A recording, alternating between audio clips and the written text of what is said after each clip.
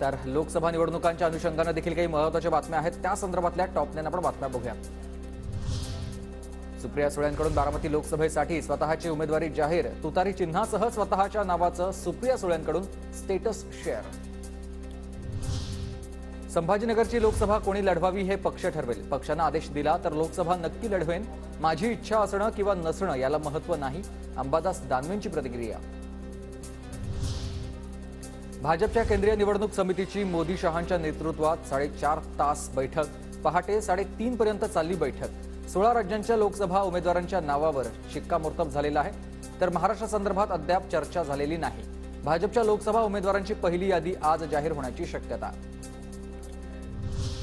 एकटे लढलो तर 6 किंवा त्यापेक्षा जास्त जागा जिंकू, मवियाच्या जागावाटपाच्या पार्श्वभूमीवर प्रकाश आंबेडकरांची हे विधान आहे त्यांचं। स्वबळावर 48 जागा लढण्याची आमची तयारी आहे, प्रकाश आंबेडकरांचा स्वबळाचा नारा।